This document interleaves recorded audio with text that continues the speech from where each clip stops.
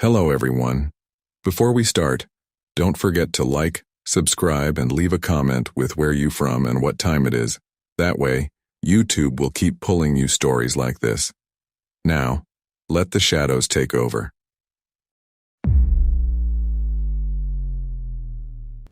When I was 20, there was no one I trusted more than my best friend, Troy. We grew up in the same small Pennsylvania town, spent summers camping by the creek, winters sneaking into each other's basements to play video games until sunrise. By the time we hit our early 20s, we weren't just best friends, we were more like brothers. His house was practically my second home. His mom always kept snacks in the pantry just for me, and his dad would joke that they should be charging me rent. But there was one part of that house I never liked: the basement. On paper, there was nothing unusual about it. It wasn't some unfinished, spider-infested cellar. No, it had carpet, painted walls, even a couch and a couple of old recliners. But the moment you set foot on those stairs, the air dropped 10 degrees. The light down there buzzed faintly, like it was always 1 second away from dying, and sound seemed to echo wrong, stretched out too long like it was bouncing around in a bigger space than what you could see. We usually avoided the place unless we had to grab something from the old beer fridge. Even then, Troy would joke about drawing straws to see who had to go down alone. One Friday night, Troy came up with the idea that we should finally make it our hangout spot. He'd picked up a pawn shop TV for dirt cheap and wanted to hook it up with his Xbox. His bedroom upstairs was too cramped, so the basement made sense. I wasn't thrilled, but Troy was persistent. He laughed and called me paranoid. "Dude, it's just a basement. We'll have the whole floor to ourselves." So we set it up, hauled the TV down, plugged in the console, grabbed a couple six-packs from the fridge. By 11, we were sprawled across the couch, controllers in hand, drowning in cheap beer and talking trash over Call of Duty matches. For a while, it felt like any other night. The TV's glow lit the room, and we laughed so loud I was sure his parents upstairs could hear us. But right around midnight, the house reminded me why I hated that basement. The lights flickered. The screen went black for half a second. Then, with a loud pop, one of the overhead bulbs burst, showering faint sparks before going completely dark. Troy cursed and grabbed a broom, smacking the dangling piece of glass until it clattered to the floor. "Old-ass wiring," he muttered. I laughed nervously, pretending it didn't bother me. But as he went to toss the broom back by the stairs, I saw something that made my stomach twist. The basement door at the top of the steps was wide open. I knew we'd shut it. His mom hated when we left it open. She said it sucked all the cold air upstairs. Troy frowned when he saw it too. "That's weird," he said, closing it again. Maybe I didn't latch it. We brushed it off, but the mood shifted. The room felt heavier. My eyes kept drifting back to the top of the stairs, waiting for that door to creak open again. Another 20 minutes passed, and just as I was starting to relax, I heard it. A scrape, faint but sharp from the far corner near the laundry machines. It wasn't the fridge humming or the pipes knocking. This was the sound of something moving across concrete. "You hear that?" Troy asked, his voice low. I swallowed hard and nodded. He went over to the breaker box where his dad kept a flashlight. The beam cut through the dim room, dust motes swirling in the light. He scanned slowly, over the recliners, across the shelves, past the fridge. Then he froze. I followed his gaze, and that's when I saw it. A shadow. Not ours, not cast by anything we could see. It clung to the wall, shaped like a crouched person. Perfectly still, perfectly wrong. Troy whispered, "No way." The light trembled in his hand, but the shadow didn't fade. Instead, it stretched taller, peeling away from the wall like it had been stuck there for years. I couldn't breathe. The beam caught what looked like a head tilting, not its own head, but Troy's. The shadow mirrored his exact posture, the way he leaned when he was confused. "Troy," I muttered, my voice shaking. The thing straightened up, towering toward the ceiling. The air dropped so fast my breath came out white. Then it stepped forward, not toward him, toward me. The flashlight slipped from Troy's hand, clattering against the floor, the beam spinning wildly. For a split second, the light caught the figure fully standing in the middle of the basement, and what I saw made my knees buckle. It wasn't just a shadow anymore. It was wearing Troy's shape. The moment that thing stood there wearing Troy's shape, I felt my legs give out. I stumbled backward into the couch, my breath ragged in the cold air. The basement smelled different now, like damp earth, like an old cellar that had been sealed for decades. Troy just stood there, paralyzed. His face was pale, but his eyes were locked on it. "What the hell is that?" he whispered, his voice breaking. The figure tilted its head again, just like he did. But when it opened its mouth, no sound came out, just a faint sucking noise, like air being pulled into a vacuum. Then slowly, words formed. But it wasn't Troy's voice. It was mine. "You left me down here," it said. My chest tightened. "Don't listen to it," I muttered, but I couldn't stop staring. The sound of my own voice spilling out of its mouth made me sick. "You closed the door," it continued, stepping closer. Its movements weren't right.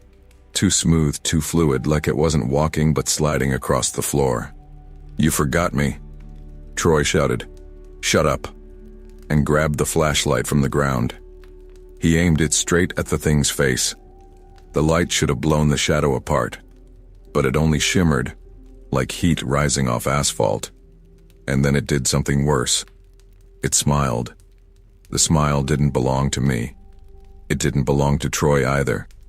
It was wide, toothy, stretched too far. I bolted for the stairs, but the door at the top wouldn't budge. I yanked the knob until my hand hurt. "It's locked," I shouted. "No, it's not," Troy said from behind me.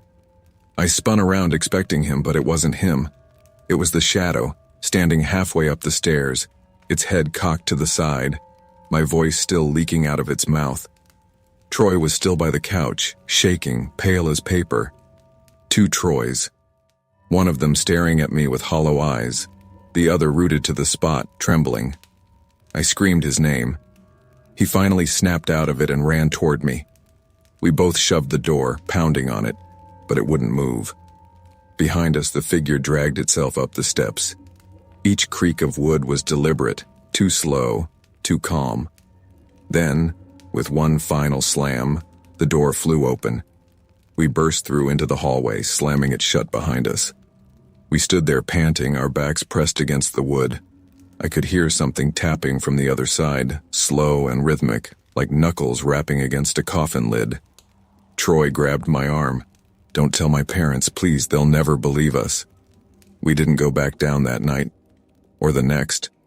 But 3 days later, when Troy's mom asked me to grab something from the basement fridge, I froze. I made up an excuse and left. That night Troy called me. His voice was shaking. "Man, did you go down there after you left?" "No." "Why?" Silence. Then he whispered, "Because when I opened the basement door just now, I heard you calling my name from down there. I didn't sleep for days, and to this day I don't know what haunts that basement.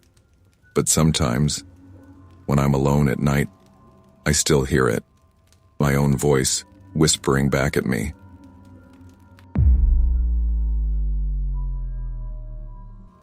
Bryce had always been the reckless one between us. That was the unspoken agreement of our friendship. He jumped, I followed. In grade school, he dared me to sneak into the old train yard, and we ended up running from security guards at 2 a.m. In high school, he convinced me to climb the water tower with him, and I nearly fell when the ladder shook.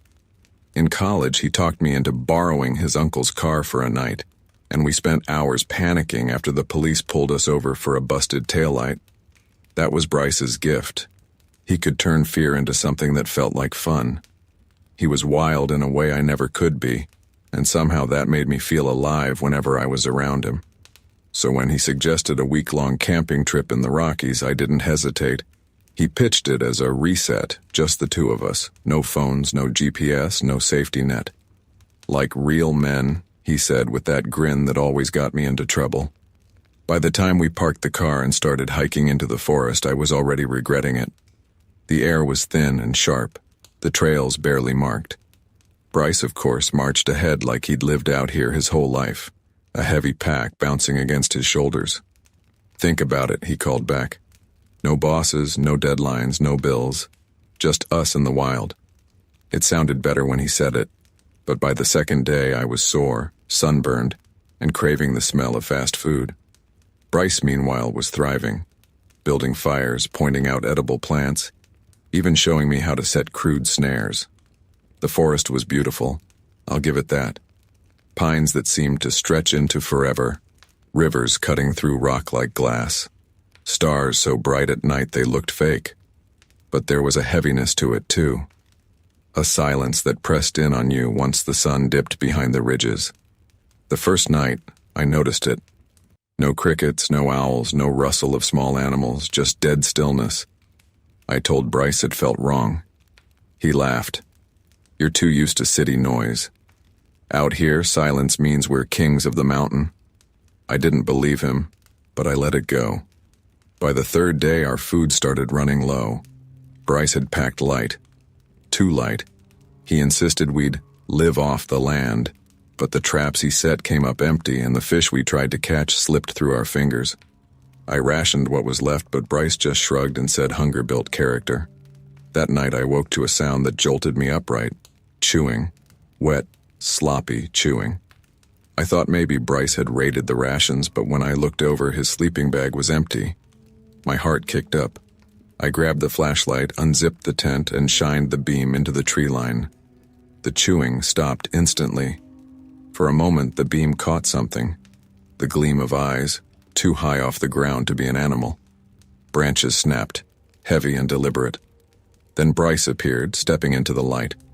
He was pale, sweating, his hands empty. He didn't say a word, just ducked into the tent, zipped himself into his bag, and rolled over. The next morning I asked where he'd gone. He said he'd been pissing in the woods. His tone was casual, but his eyes didn't meet mine. And when he stretched his arm, I saw a stain on his sleeve. Dark, rust-colored, blood. I didn't ask again. On the fourth night, the chewing came back. Louder this time. Closer. I gripped my knife under the blanket, holding my breath.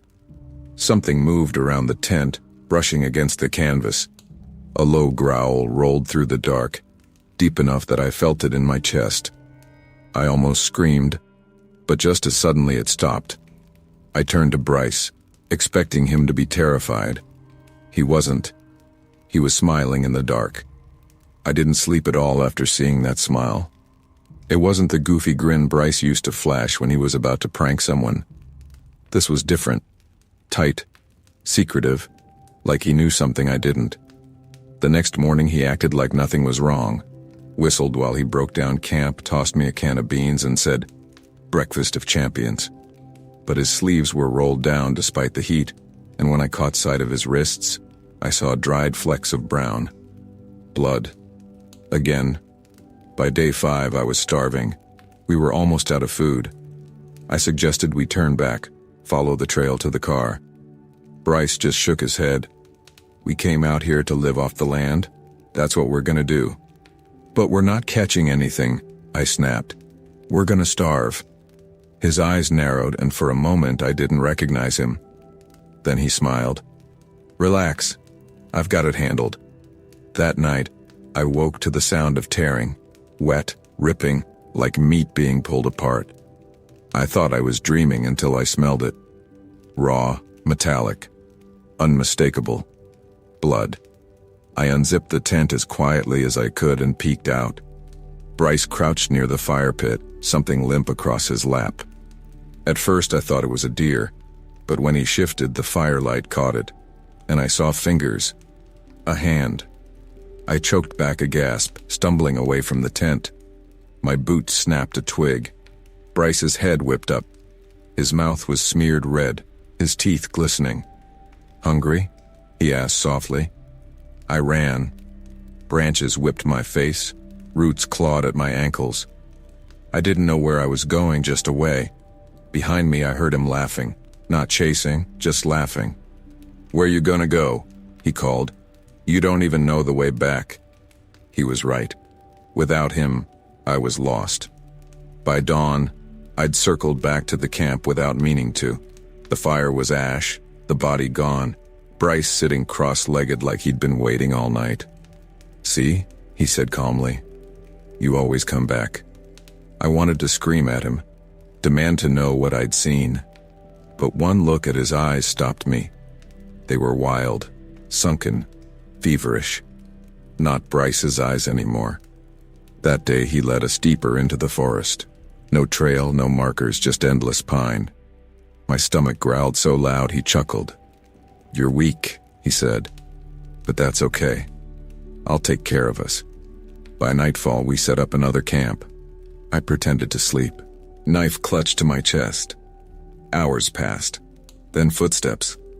Slow. Careful. He was inside the tent, crouched above me. "You're wasting away," he whispered.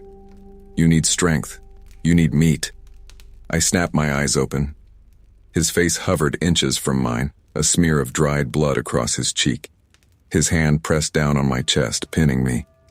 The other held something sharp. Not his knife. A bone. "Don't fight it," he murmured. "We'll survive together. Forever." Adrenaline surged. I shoved him off, slashed wildly with my knife. He grunted, the blade catching his arm, but he barely flinched. He just smiled wider, like he wanted me to fight. I bolted from the tent, the forest swallowing me. His laughter echoed through the trees. "Run if you want. I'll always find you." I don't remember how long I ran. Hours, maybe. Long enough that when I finally stumbled onto a dirt road, I collapsed. A ranger found me the next morning, half delirious, dehydrated, rambling about my friend. They searched the area for weeks. No sign of Bryce, no camp, no remains. Nothing. But sometimes when I drive through the mountains, I swear I see him. Standing at the tree line, pale and grinning, watching. And every night since, I dream of his voice whispering in the dark. "We'll survive together. Forever."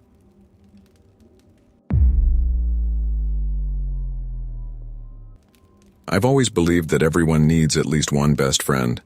Someone who knows you so well they could almost live your life for you. For me, that person was Travis. We met when I was 16 back in high school. I was the quiet kid. The kind who ate lunch at the far table, headphones in, hoodie pulled tight. Travis was the exact opposite.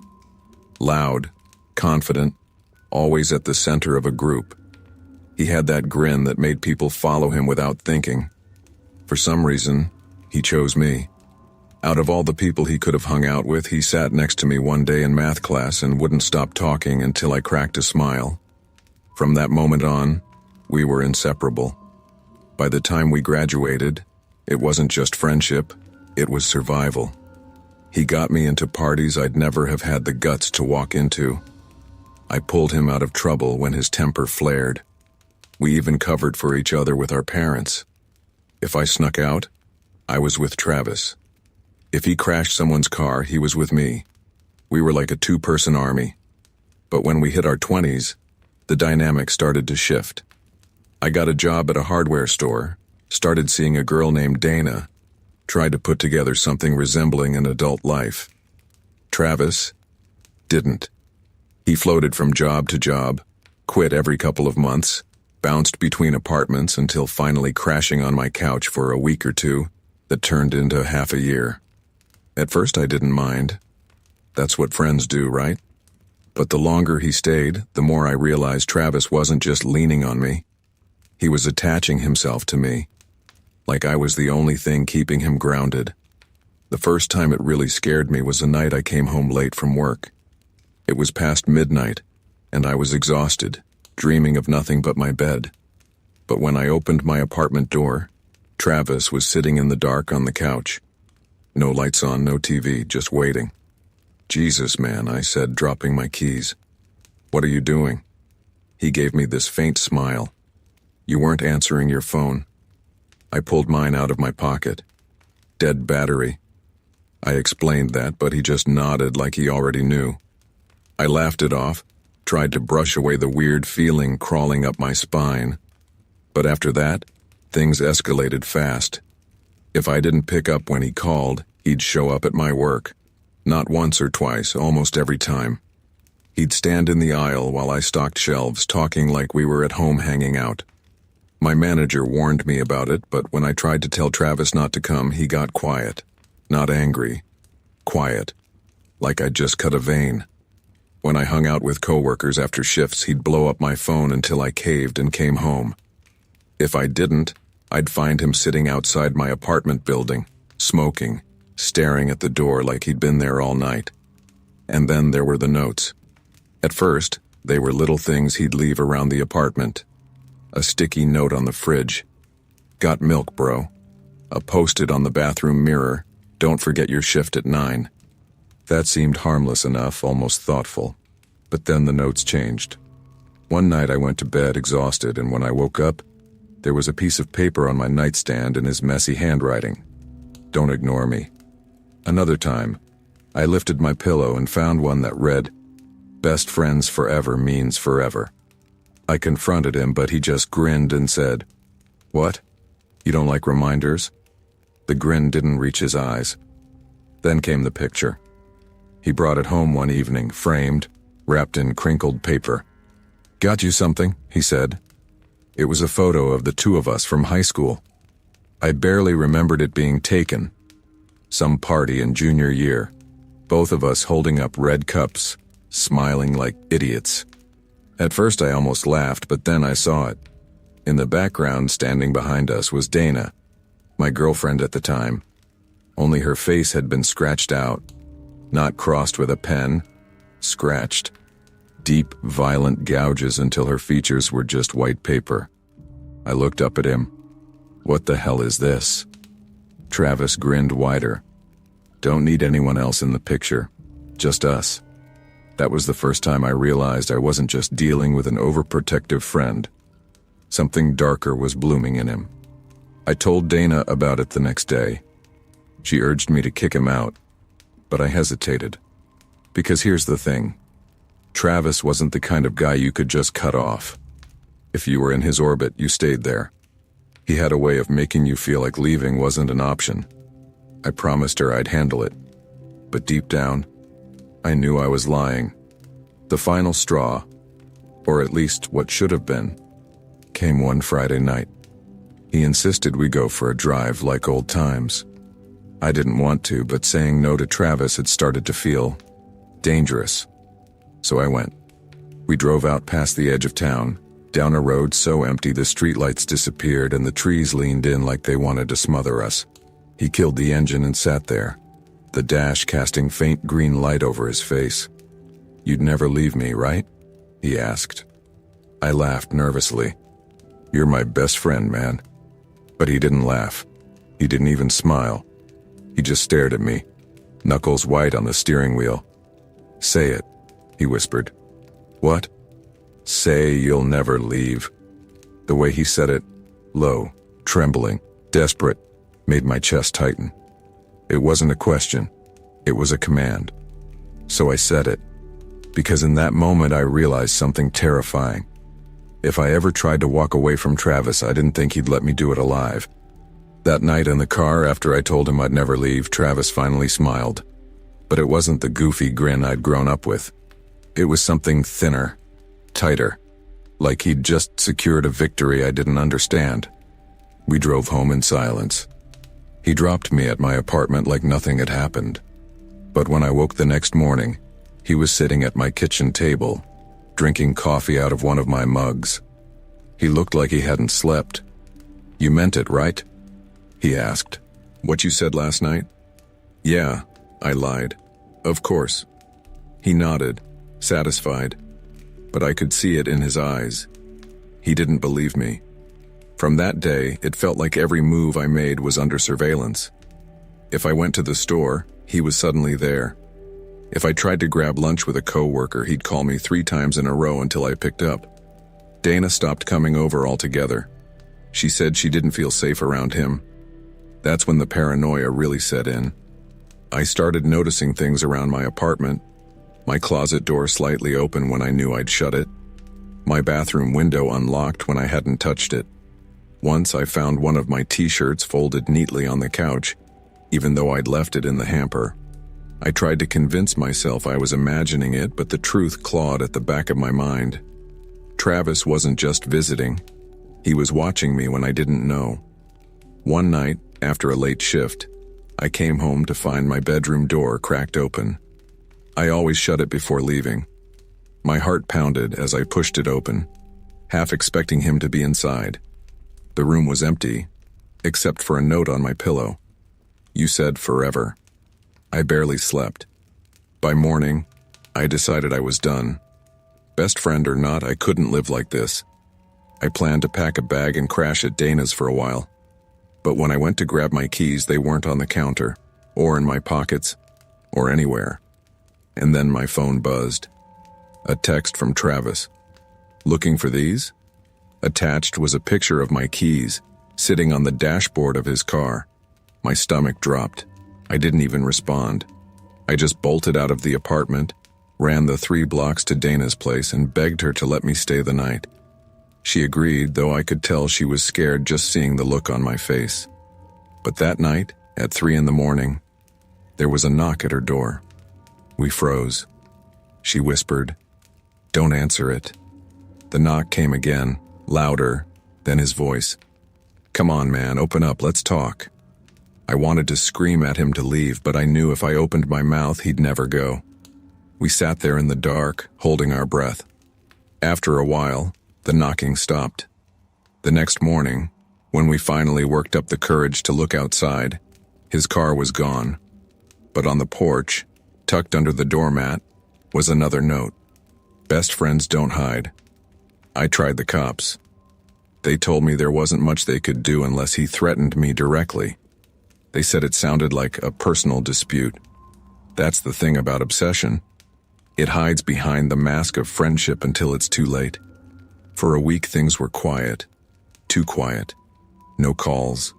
No visits. No notes. I started to think maybe he'd finally given up. Then, one night, Dana and I came back from dinner to find my apartment door ajar. I knew I'd locked it. Inside, everything looked normal. Nothing missing. Nothing broken. Until we got to the bedroom. On the bed, taped to the headboard, was that same high school photo of us. The one he'd given me before. Only this time, Dana wasn't just scratched out. Her face had been cut out entirely. A clean, perfect circle, leaving only me and Travis smiling in the frame. Dana backed out of the room, pale as chalk. "I can't do this," she whispered. "He's dangerous." She left that night and didn't come back. I was alone again, just like Travis wanted. The next evening, I woke up to the sound of something moving in the living room. I grabbed a bat from under the bed and crept out, heart hammering. Travis was standing by the window looking out at the street like he lived there. When I raised the bat, he turned slowly, smiling that same tight smile. "You don't need her," he said softly. "You don't need anyone but me." I told him to get out. My voice cracked, but I meant it. He just tilted his head. "You promised," he whispered. And then he rushed me. We struggled in the dark, the bat clattering to the floor. He was stronger than me, fueled by something unhinged. I managed to shove him back long enough to grab the bat again. "Don't make me do this," I shouted. But he just laughed, a broken, manic sound. That's what best friends are for. We go out together. He lunged. I swung. The bat connected with a sickening crack and he collapsed motionless. I stood over him, trembling, bat still raised, waiting for him to move. But he didn't. The only sound was my own ragged breathing. When the police arrived, I told them everything. The notes, the stalking, the obsession. But in the report, it boiled down to one line. Altercation between 2 friends turned violent. That word, friends, still makes me sick. Because Travis wasn't my friend anymore. He hadn't been for a long time. He was something else. Something that wanted to own me, body and soul. And sometimes, when I close my eyes, I still hear him whispering in the dark, "Best friends forever means forever."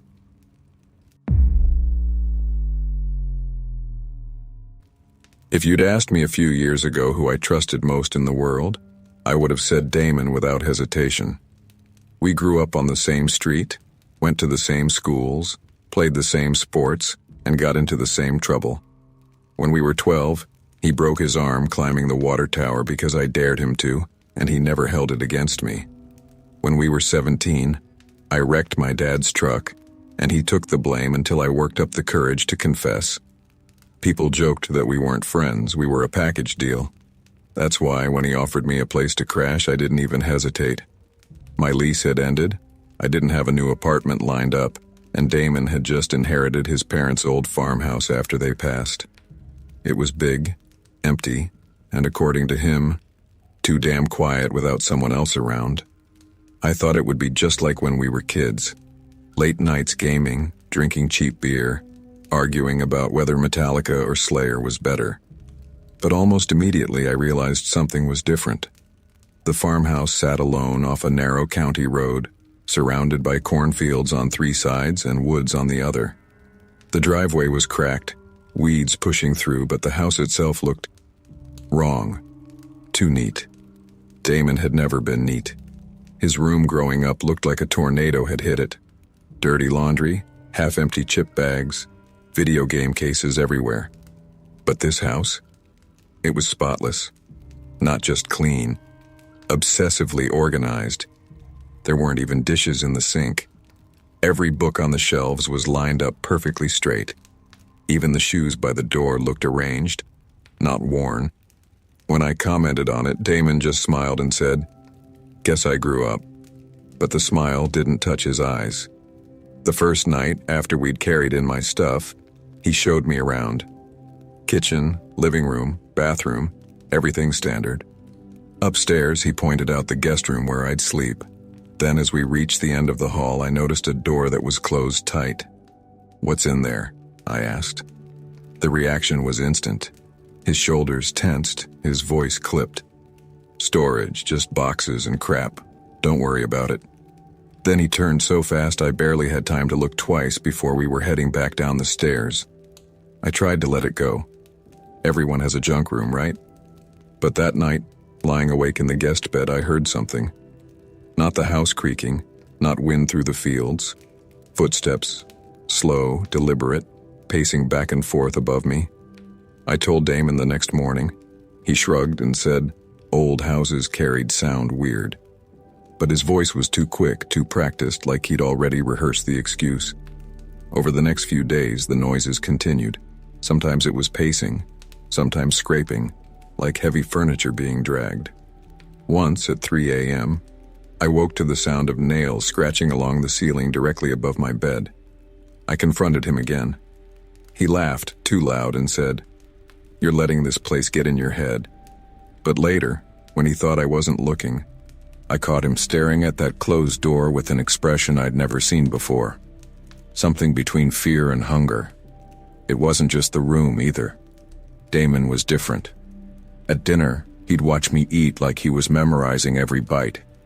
He repeated things I said back to me hours later, word for word, as if testing whether I'd notice. When I mentioned maybe moving out sooner than expected, he went silent for a full minute, then said flatly, "You'll stay." I laughed it off, but something about the way he said it made my chest tighten. By the end of the first week, I couldn't take it anymore. One afternoon while he was at work, I crept upstairs and stood in front of the locked door. I told myself I was being paranoid, that I'd find boxes of Christmas decorations and broken furniture. That was all. But when I pressed my ear against the wood, my blood went cold. Breathing. Slow. Heavy. Steady. I staggered back, heart hammering. My foot caught on the edge of the rug, and when I steadied myself on the door frame, I saw something carved faintly into the wood. Not once. Over and over, gouged until the paint peeled and the wood splintered. "Help me." I stumbled backward, nearly falling. I wanted to leave the house right then, bag or no bag. But as I turned to go, I heard Damon's car crunching up the driveway. I bolted downstairs, trying to act normal, my hands still shaking. When he walked in carrying takeout, he grinned at me like nothing was wrong. But I couldn't stop staring at him, and for the first time in my life, I felt afraid of my best friend. That night, the noises upstairs didn't just start. They grew louder, pacing, dragging, whispering that I couldn't make out. I buried my head under the pillow, heart racing, but even through the muffled cotton, one word rose clear, like it was pressed against the walls themselves. My name. I didn't sleep that night. Every time I drifted off, I jolted awake to the sound of footsteps above me. At one point, I swore I heard someone whispering my name again, dragging it out like a hiss. When the sun finally rose, I felt like I'd been awake for days. Over breakfast, I stared at Damon across the table. He was humming to himself, eating eggs he must have cooked before I even got out of bed. He looked normal, calm, like nothing in the world was wrong. But the moment he glanced up and met my eyes, the humming stopped. "You okay?" he asked. "Did you hear anything last night?" He chewed slowly, swallowed, then smiled. "Just you tossing and turning." I wanted to scream, to drag him upstairs and show him the door, the scratches, the sound of someone breathing. But something told me not to. Something in the way he smiled, in the way his fingers drummed against the table like he was waiting for me to say the wrong thing. That afternoon, I pretended to nap on the couch. I kept my eyes half shut until I heard the stairs creak. Damon was going up, not to the guest room, not to his bedroom, to that door. I waited until I heard the faint click of a lock sliding open. The pacing above me stopped. The silence was so deep it roared in my ears. I forced myself off the couch and crept up the stairs, my heart pounding like a war drum. At the end of the hall, Damon stood in the doorway. The door was cracked open just enough for me to glimpse inside. The smell hit me first, rot, sweat, and iron. My stomach lurched. Then I saw movement. Someone was in there. A figure crouched low in the far corner, wrists chained to the radiator, hair hanging in greasy strands over their face. Their clothes were tattered, their skin pale and bruised. Damon turned his head slightly, and for a split second, I saw something in his eyes I'd never seen before. Not the goofy, loyal kid I grew up with. Something cold, possessive. "You weren't supposed to see this," he said softly. I staggered back, my throat dry. "Damon, what the hell is going on?" He closed the door gently, almost lovingly, and slid the lock back into place. Then he turned to me with a smile that made my skin crawl. "You don't understand. They're not supposed to leave. Not until they learn." "Learn what?" My voice cracked. He stepped closer, lowering his voice like he was sharing a secret. "That friendship is forever. That people don't walk away. Because when they do..." His eyes flicked back to the locked door. "They end up here." The floor tilted beneath me. My mind scrambled through every memory of Damon, every time he'd shown up uninvited, every time he got jealous when I spent time with someone else, every note, every stare. It all connected now, sickly and clear. The person in that room wasn't just anyone. They were someone who'd tried to leave him, and now he was keeping them as proof that friendship with Damon wasn't optional. My body moved before my brain caught up. I bolted down the stairs, out the front door, sprinting barefoot into the gravel driveway. Behind me, Damon didn't shout, didn't chase. He just stood on the porch, smiling that thin, tight smile. "You'll be back," he called. "You always come back. Best friends do." I didn't stop running until I hit the county road. A trucker finally picked me up miles later. I told him I'd been staying with a friend and needed to get to town. I didn't tell him about the room because even now, years later, I still can't explain it. I filed police reports. They searched the farmhouse. They said the room was empty. No chains, no scratches, no smell. Damon swore I was paranoid, that I'd had a breakdown. But sometimes late at night I still hear pacing above me, even in places I know Damon isn't. And sometimes I wonder, what if I'd stayed just one night longer? Would I have been the one locked in that room upstairs?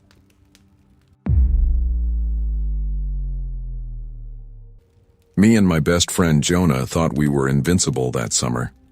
We'd been talking about a road trip since high school. No destination, no plan, just driving until the map ran out. He was the kind of guy who never sat still, and I was the one always looking for an excuse to run from responsibility. So when I quit my job at the warehouse and he told me his girlfriend had kicked him out for good, it felt like the universe was telling us, now or never. We loaded his beat-up Honda with sleeping bags, a cooler, and a stack of CDs that smelled faintly of his dad's garage. I can still remember that first day, windows down, music blaring, the kind of reckless joy you only feel when you're too young to believe in consequences. For a while, it was perfect. By the third night, though, we were deep into Nebraska, and that perfect feeling started to wear thin. Out there, the highway doesn't just stretch, it swallows. Miles and miles of flatland, no trees, no billboards, no gas stations. Just cornfields on either side and a sky so wide it felt like it might crush us. We joked about it at first. "This is the part in the movie where we break down," Jonah said, tapping the dashboard. The gas light had been glowing for nearly 30 miles, but he swore we'd make it to the next town. We didn't. The car coughed, sputtered, and died right in the middle of nowhere. Jonah smacked the wheel, swore, and then laughed like it was no big deal. I laughed too, but it was forced. The silence out there was different.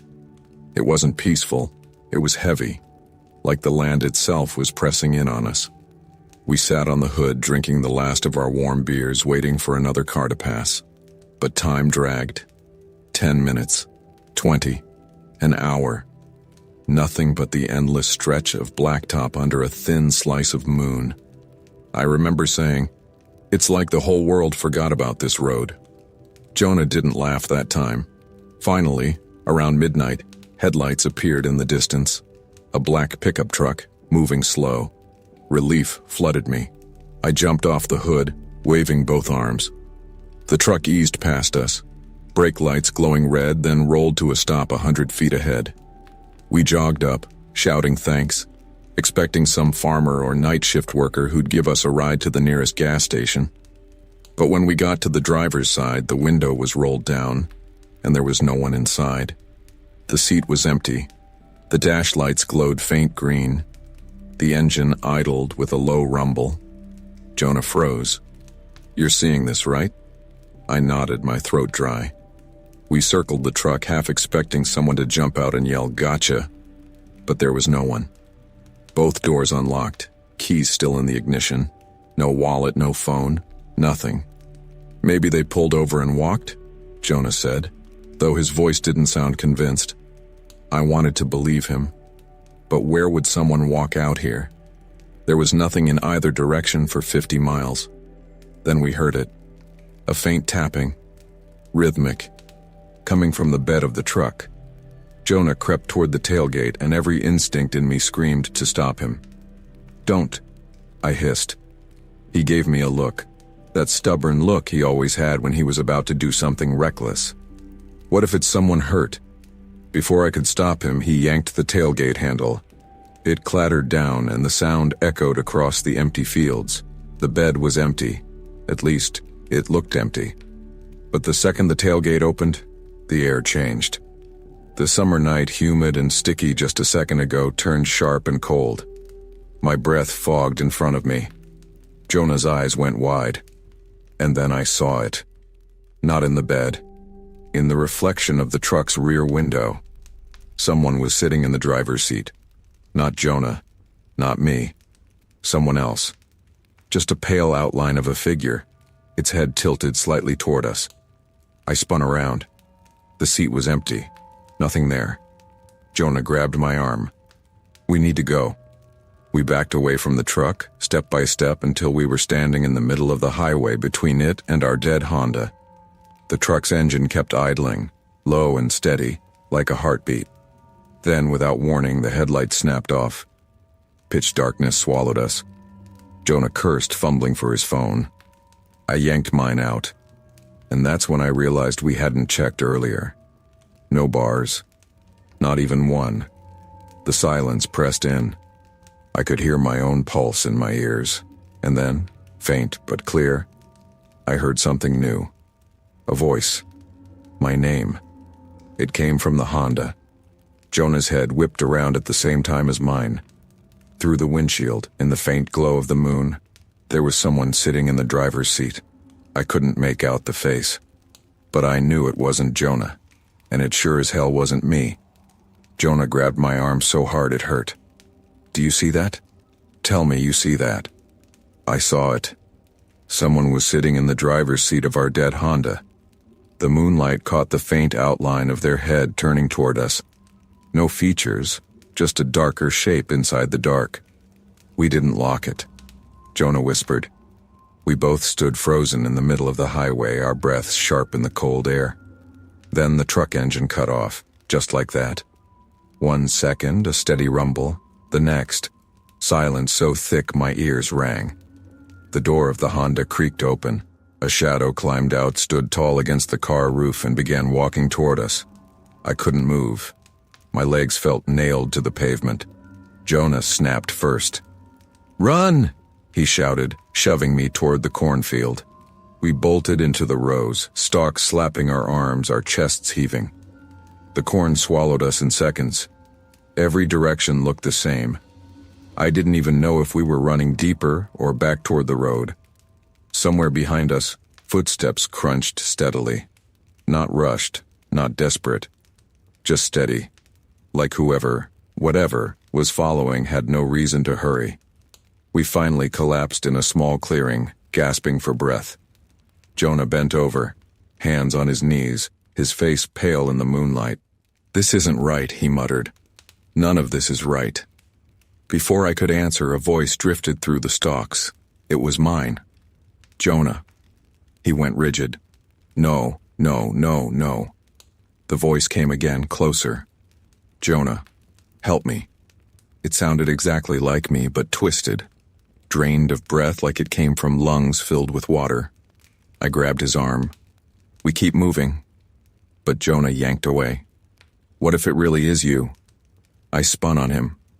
"I'm right here." His eyes darted between me and the cornfield. "How do I know?" That cut deeper than the fear itself. In that moment, I realized the thing wasn't just chasing us. It was pulling us apart. The stalks rustled.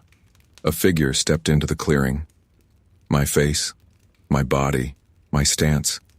It stood there, head tilted, smiling faintly. Jonah let out a choked sob. I don't know which one's real." I lunged forward, grabbing his shoulders. "It's me. Look at me, damn it." But the other me spoke. Same tone, same urgency. "Jonah, don't listen to him. He's not me." The world tilted. The clearing spun. Jonah backed away from both of us, hands trembling. "Stop. Just stop." The other me stepped closer. Jonah panicked, and then he grabbed a broken stalk from the ground, sharp at the end like a spear. "Jonah!" I screamed. He swung it at me. I dodged, falling hard onto the dirt. Pain shot up my arm. He stood over me, shaking, the makeshift spear raised again. "I can't tell which one you are," he whispered. I looked past him. The other me was gone, vanished into the stalks. "It wants you to do this," I begged. "That's what it wants." Jonah's face crumpled. His chest heaved. For a second, I thought he'd come to his senses. But then, from the corn behind him, came a whisper. "Do it." His eyes went black in the moonlight. I didn't wait. I shoved him back, scrambled to my feet, and ran. I tore through the corn, not caring about the direction, not caring about the cuts on my arms. I ran until my legs gave out. When I finally burst onto the highway, I collapsed on the asphalt. The Honda was gone. The truck was gone. The road stretched empty in both directions, as silent as before. I waited there until sunrise. No cars, no Jonah, nothing. When the first cruiser finally came down the highway, I flagged it with the last of my strength. The cop took one look at me and called for backup. I told them about Jonah, about the truck, about what chased us. They searched the fields for 2 days. No trace of him. To this day, no one believes me. But sometimes when I'm driving at night, I catch a glimpse of headlights in the rearview mirror. A black truck following a little too close. And once I swear I heard it. My own voice, whispering from the back seat.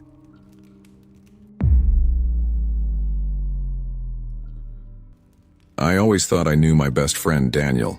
We grew up on the same block, spent summers playing basketball in the driveway, and got into trouble sneaking into the quarry after dark. If you'd asked me to describe him, I would have said, loyal, loud, and the kind of guy who'd give you the shirt off his back. So when he called me one Friday and asked if I could crash at his place for a while, I didn't even question it. My landlord had decided to sell the building I was living in, and I had about 3 weeks before I needed a new apartment. Daniel lived in an old duplex he'd inherited from his uncle. Big, creaky, 2 floors, with peeling wallpaper and a basement that smelled like mildew. Not glamorous, but it was better than spending nights in my car. The first few days were normal enough. We grilled burgers on the back porch, stayed up late watching movies, drank too many beers. Daniel was the same guy I remembered. Cracking dumb jokes, talking about high school like it was yesterday, planning road trips we'd probably never take. But little things started to bother me. For one, Daniel never let me in his bedroom. The first night, when I asked if I could borrow an extra blanket, he said, "I'll grab it for you," then shut the door behind him before I could see inside. Another time, I went upstairs to use the bathroom and noticed his bedroom door was locked. Not just closed, locked from the outside with a sliding bolt. When I joked about it later, he brushed it off. "Keeps me from sleepwalking," he said with a grin that didn't reach his eyes. Another thing, he never had people over. Not girlfriends, not coworkers, not even neighbors. If anyone came to the door, he froze, waited until they left, then pretended like it never happened. Still, I told myself everyone had quirks. I was his guest. Who was I to pry? That excuse worked until the 7th night. It was past midnight, and I woke up thirsty. The kitchen was downstairs, so I crept down the narrow staircase in the dark. The house was silent except for the faint creaks of wood under my feet. As I passed the living room, I noticed light spilling out from under the basement door. I figured Daniel had left the light on, maybe gone down to grab something. But then I heard voices, whispering. I couldn't make out the words, but the tone was wrong. Flat, monotone, almost like someone rehearsing lines from a script. I pressed my ear against the door. My heart pounded in my throat. Then I heard it clearly. Daniel's voice. But he wasn't talking to anyone. He was talking to himself. I wanted to back away, but the floor betrayed me. The old boards groaned under my weight. The whispering stopped. Silence pressed against the door like a held breath. Then I heard footsteps, slow and deliberate, coming up the basement stairs. I bolted back to the couch and threw myself down, pulling the blanket over me like I'd been asleep all along. A second later, the basement door creaked open. Light spilled into the living room. I cracked my eyes just enough to see Daniel standing there. His face was half in shadow, but I swear he was wearing something. Not glasses, not a hat. Something on his face. He stood there for a long time watching me. My chest burned from holding my breath. Finally, he shut the door and the light vanished. I didn't sleep for the rest of the night. The next day, I tried to convince myself I'd dreamed it. But then I noticed something I hadn't seen before. Faint scratches on the floor near the hallway closet. Like something heavy had been dragged in and out, over and over. That night, when Daniel went out to grab groceries, I opened the closet. At first, it looked normal. Coats, boots, a vacuum cleaner. But tucked behind the coats was a latch in the floor. A hidden door. My stomach twisted. I lifted it, and the smell hit me. Mildew and something chemical, like rubber and glue. A steep wooden staircase led down into darkness. I should have stopped right there. I should have closed the hatch and never looked again, but I grabbed my phone for a flashlight and went down. The air grew colder as I descended. The steps groaned under my weight and the smell got worse. At the bottom, the beam from my phone lit up a small room. The walls were lined with shelves filled with wigs, blonde, brunette, red, short, long, all mounted on plastic heads with painted-on faces. Next to them were rows of glasses, hats, and even makeup kits, and on the far wall hung dozens of photographs, not landscapes, not family portraits, people, strangers, men, women, children, some candid, some clearly taken without them knowing. Grocery stores, sidewalks, gas stations, and in the middle of the wall, a single picture stopped me cold. Me, taken from outside my old apartment, looking straight through my kitchen window. I stumbled back, my phone beam shaking across the room. That's when I saw it. A mannequin in the corner, dressed in one of my old hoodies. The one I thought I'd lost months ago. A wig on its head that looked eerily like my hair. I felt bile rise in my throat. I turned to run, and standing at the top of the stairs was Daniel. He wasn't smiling. He was wearing a face that wasn't his. The rubber clung too tight to his jaw, shiny under the light as if it had fused with his skin. His eyes stared through me, glassy and lifeless, until he tilted his head, and the mask creased in a way no real face ever should.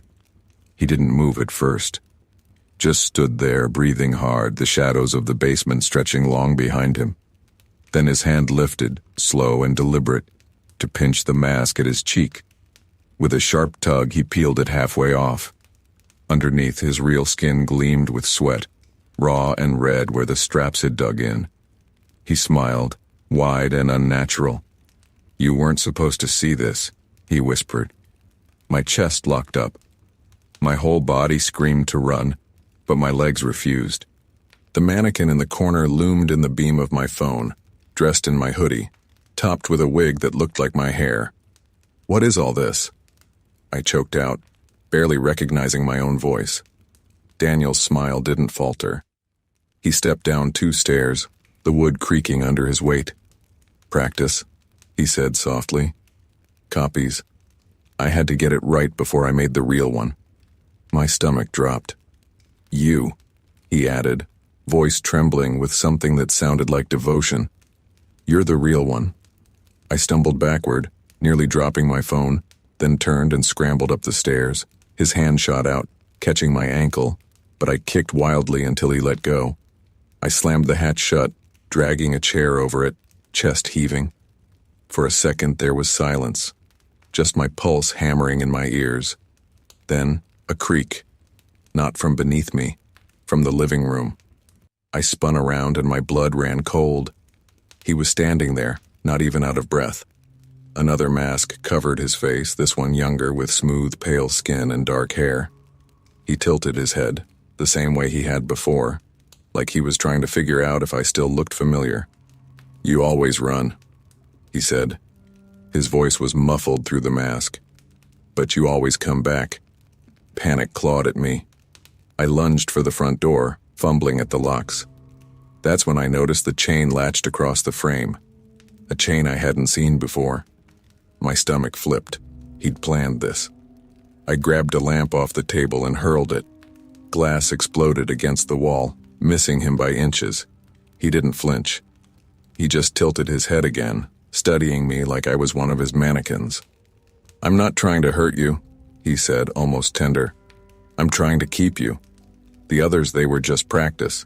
But none of them were perfect. None of them were you." He peeled the mask off and tossed it aside.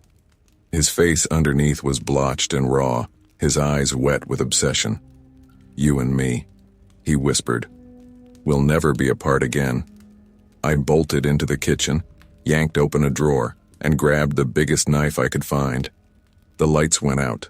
The whole house plunged into pitch black. My phone was still in the basement.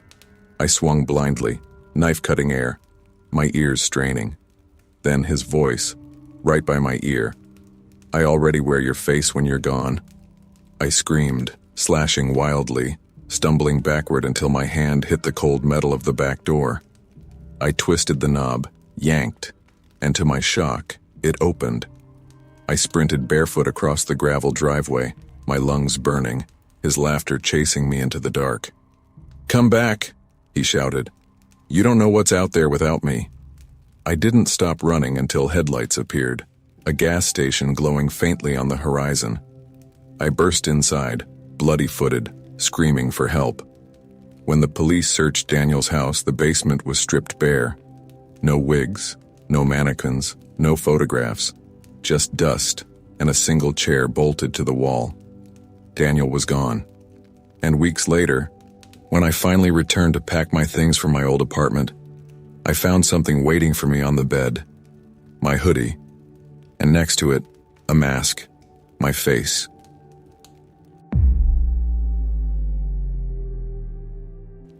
I always thought the weirdest thing about Evan was that he hated being alone.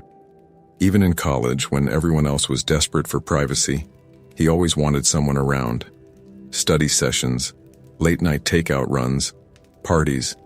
He needed an audience. So, when he suggested a sleepover, I wasn't shocked. We were in our mid-20s, both working crappy jobs, and hanging out at his apartment every weekend had become our thing. Pizza, old horror movies, beer until 2 in the morning. It was a ritual. But this night he wanted to try something different. "Dude," he said, grinning as he set down another beer. "You ever wonder what people do in their sleep? Like, if you move, talk, twitch, whatever?" I shrugged. "Sleep is sleep, man. You close your eyes, you wake up, that's it." "Nah," he said, shaking his head. "It's weirder than that. I read this thing about sleep talking, even sleepwalking. People say stuff they don't remember. Creepy stuff." He leaned closer, lowering his voice like he was about to share a secret. "So, I got an idea. Let's record each other tonight. Audio only. No video. Just see what happens." I laughed. "You're seriously trying to make our Friday night a middle school sleepover again?" "Why not?" he said. "It'll be fun. Maybe we'll catch you confessing your darkest secrets while you dream about your ex." I rolled my eyes but agreed. It felt harmless. Stupid, sure, but harmless. We each set up our phones by our pillows, recording apps running. The apartment was quiet, just the hum of the fridge and the occasional groan of the pipes in the walls. We killed the lights around 1 a.m., still joking as we drifted off. When I woke up, sunlight bled through the blinds. My back ached from the couch, and Evan was already up, sitting cross-legged on the recliner. He looked wired. Dark circles under his eyes, jittery movements like he'd been up for hours. "Check this out," he said, shoving his phone at me. The screen showed an audio file nearly 7 hours long. He dragged the bar forward, skipping through silence until static. Then a faint sound. Me, snoring. He smirked. "Told you." But then he skipped ahead another hour. The static deepened, the background noise rising. This time I heard a whisper. It wasn't me. The voice was low, too close to the mic, like someone was leaning over the phone. Words I couldn't make out, just a steady murmur. "Wait, play that again," I said, my chest tightening. He replayed it. The whisper slithered out again, just a little clearer this time. "Don't wake him." My stomach flipped. "That's not me," I said. Evan grinned. "Nope, that's me." I stared at him. "You stayed up all night whispering into the phone?" "I wasn't whispering to the phone," he said. His grin didn't fade. I forced a laugh, thinking he was screwing with me, but something about his eyes, glassy, unblinking, made it feel wrong. "Okay," I said, handing the phone back. "Game's over. I'm grabbing breakfast." But that night, we did it again. This time I told myself I'd catch him in the act. I pretended to sleep, cracked my eyes just enough to see his outline across the room. He lay on the floor in a sleeping bag, perfectly still. Hours crawled by. I must have drifted off because when I jerked awake, the room was still dark. Evan wasn't in his bag. The phone by my pillow buzzed, the recording app still running, and on the screen, the audio bar was climbing. A whisper again, right into the mic. "Don't move. He's watching." My skin went cold.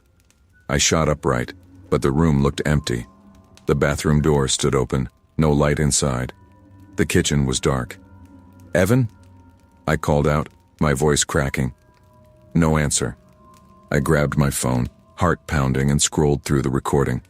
For hours it was silence until the whispering began. But this time, it wasn't just one or two words. It was sentences.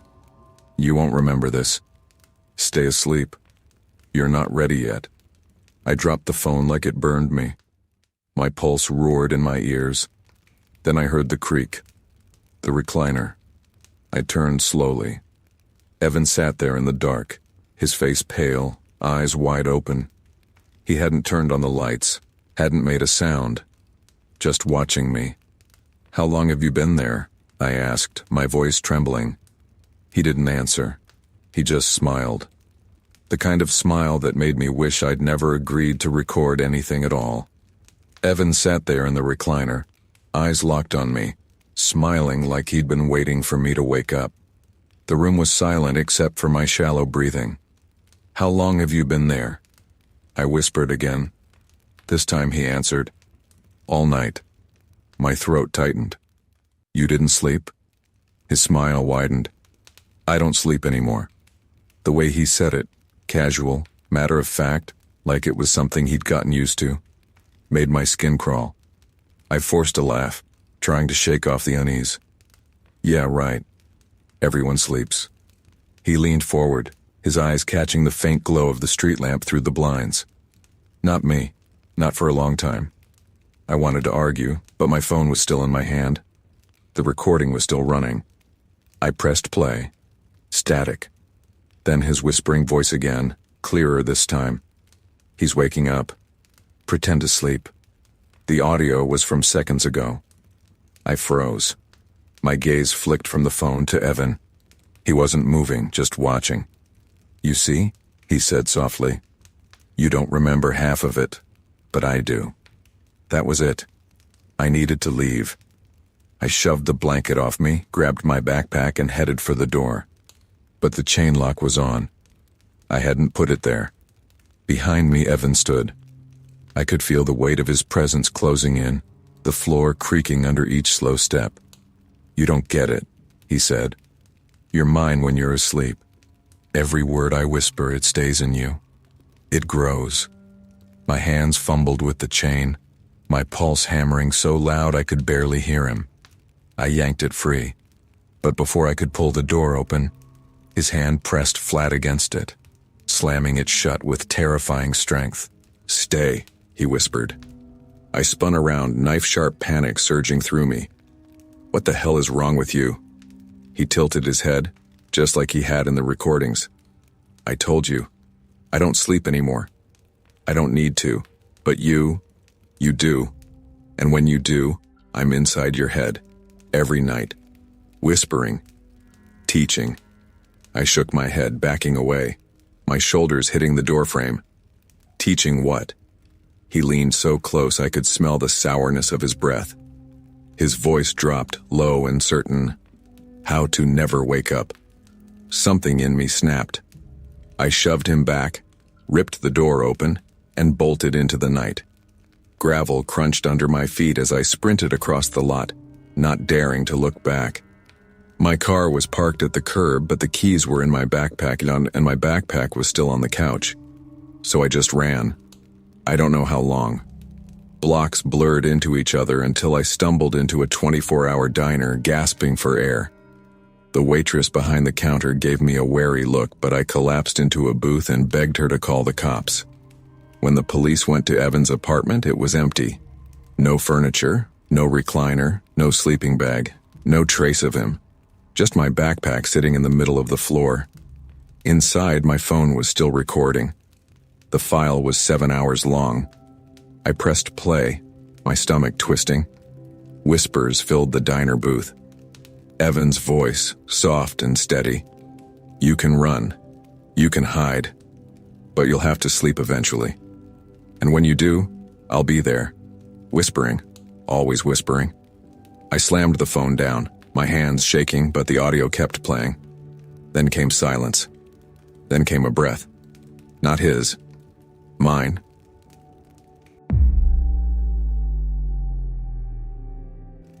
The first time we played the confession game, it was supposed to be harmless.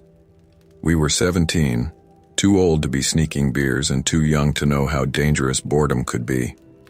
It was one of those late summer nights before senior year, when the air smelled faintly of cut grass and gasoline, and the world felt too small for the both of us.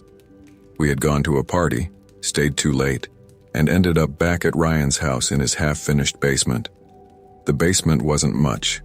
Just an old couch pushed against the wall, a TV that barely worked, and carpet that smelled faintly of mildew.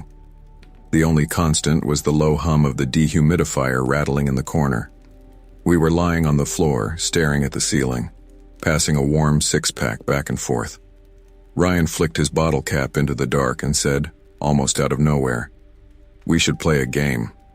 I laughed, assuming he meant cards or video games. But he shook his head. "No. Something different. One rule. You gotta say something you've never told anyone else. Doesn't matter what, just a secret.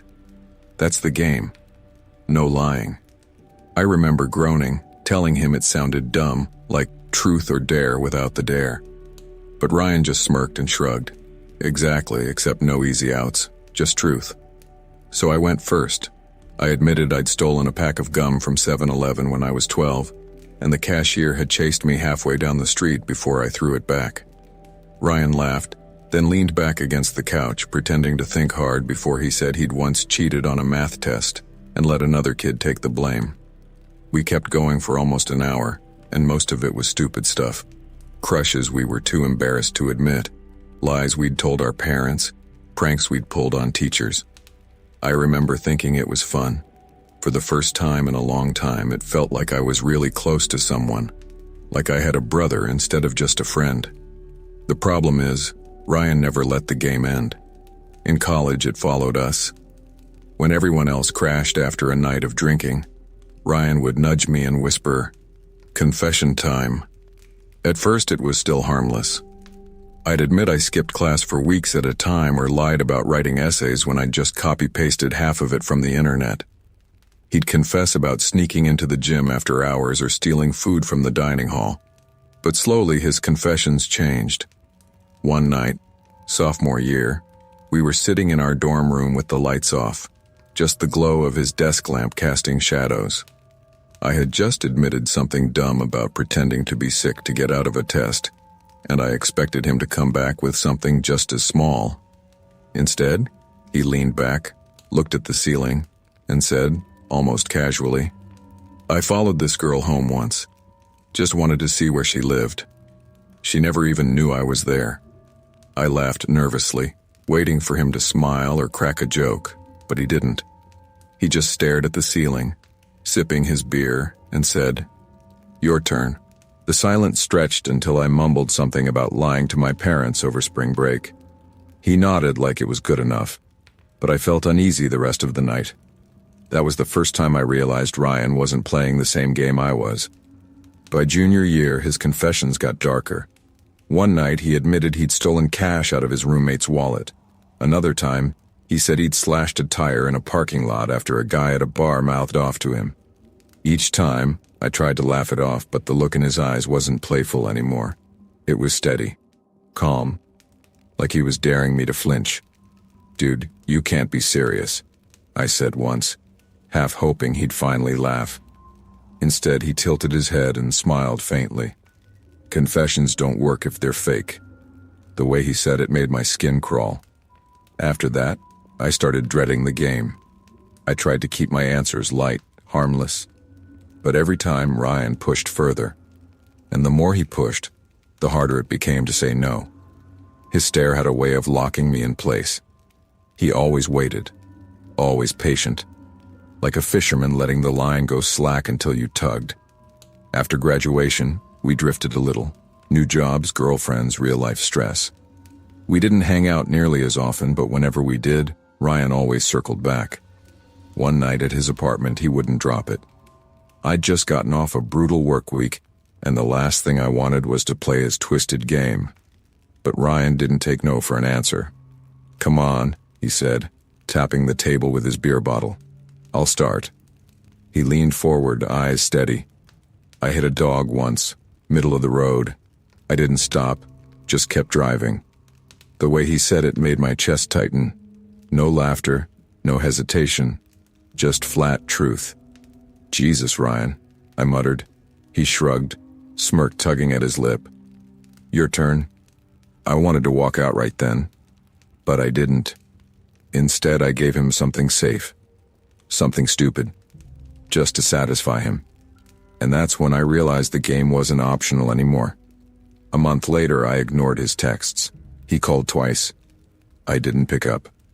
I thought maybe I was finally free. Then, out of nowhere, he sent me a message. "Come over. One last game." I told myself I wouldn't. But old habits, guilt, and curiosity pulled me there anyway. When I arrived, 2 beers were waiting on the coffee table. His phone sat between them, the screen glowing, the red line of the voice recorder crawling forward. I frowned. "What's that for?" "Proof," he said, calm as ever. "So we can remember how honest we were." Something in my chest tightened. "I don't want to play tonight." He slid a beer across the table and hit the record button. His eyes didn't leave mine. "Confession time," he said softly. Then he leaned closer, lips almost brushing the microphone. "I know where she's buried." The words sat in the air between us like a blade. For a second, I thought I misheard him. My body froze. The room suddenly too small, the hum of the fridge too loud. I wanted him to laugh, to crack a grin and admit it was a sick joke. But Ryan didn't even blink. His face was stone, his voice steady. I forced a weak laugh. "Okay, now you're just screwing with me." He leaned back, calm as ever, and tapped the screen of his phone. The red line kept crawling forward, capturing every breath. "Confessions don't count unless they're real. You know the rules." My stomach twisted. "Ryan, this isn't funny. Did I say I was joking?" He tilted his head, studying me the way a cat watches a mouse just before it pounces. "Your turn." I felt my throat close. "I'm not doing this." He sighed, as though I'd just disappointed him in some small way, then swiped across the screen. A new file opened, one labeled with my name. He pressed play. My own voice filled the room. Yeah, sometimes I just wanted to hit him, just to shut him up for once. There was laughter after it. My laughter. Nervous, forced, but without context it sounded different. Meaner. Ryan skipped forward. "I took it, yeah. Nobody ever found out." Another laugh. I felt ice in my veins. "What the hell is this?" He smiled faintly. "Every game, every night, every confession, I kept them all." "You recorded me?" My voice cracked. "I preserved us," he corrected smoothly. "Our honesty. You think it was just words disappearing into the dark?" "No. I made sure we could never forget." He leaned closer, voice lowering. "That's why you can't walk away. You're too deep in now." My pulse hammered so loud I could barely hear him. He wasn't bluffing. He had hours of me saying things, stupid things, out of context, half-drunk exaggerations. Things that stitched together could ruin me. I swallowed hard. "What do you want?" He smiled for real then, slow and satisfied. "Simple. We keep playing." That night was the longest of my life. Ryan went first, as always. His voice was calm, deliberate, almost rehearsed. Sometimes I think about what it would feel like to watch someone die. Not from a distance, not on a screen. Up close, to hear their last breath. My skin crawled. He pushed the phone toward me. "Your turn." I muttered something meaningless, some half-confession about lying to a teacher years ago. He nodded like he'd accept it, then leaned back and whispered, "You can do better than that." For hours he alternated between his dark truths and my weak, forced answers. Every time I hesitated, his finger hovered over the play button, reminding me he had me trapped. By the time I stumbled out of his apartment, dawn was bleeding into the sky.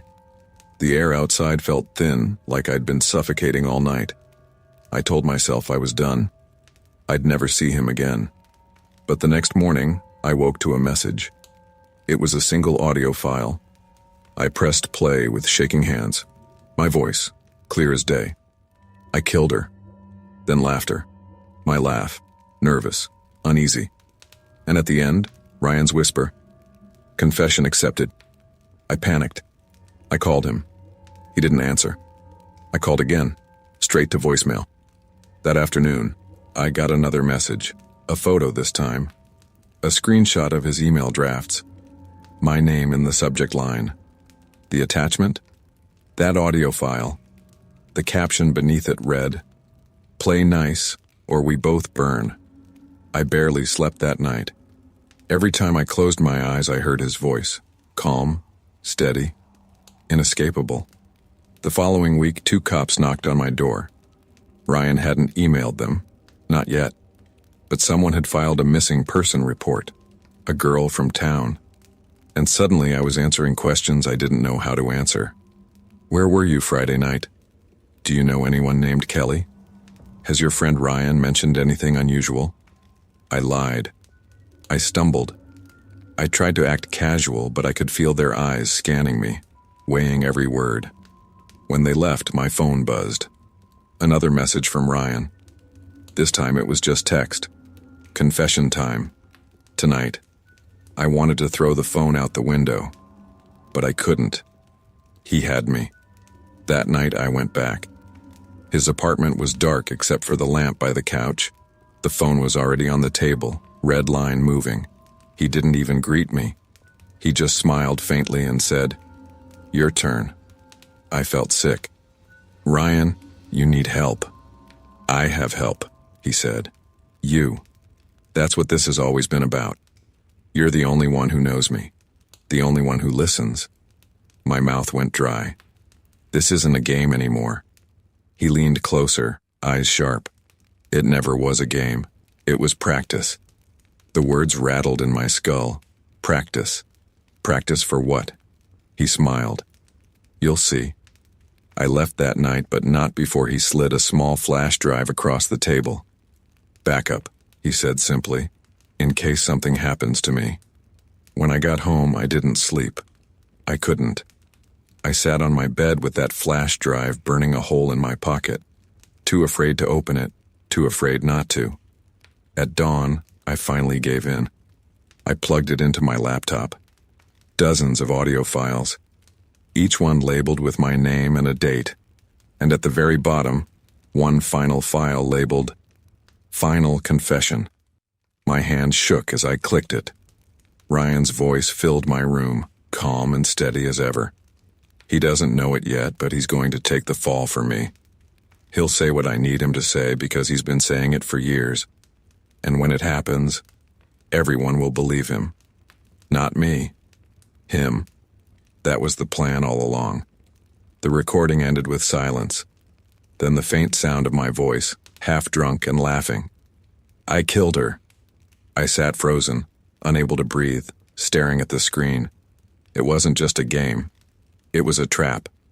Years in the making. Every word I'd ever spoken to Ryan was another nail in the coffin he'd been building for me. And I realized the most terrifying part wasn't that he'd tricked me. It was that I'd played along, over and over. I'd given him everything he needed. My phone buzzed again. A new message from Ryan. One last round. "Tomorrow night. Don't be late." I stared at the words until my vision blurred. I knew then that there was no way out. I could run, but he'd still have the recordings. I could fight, but he'd already won. The game never ended. Not for him. Not for me.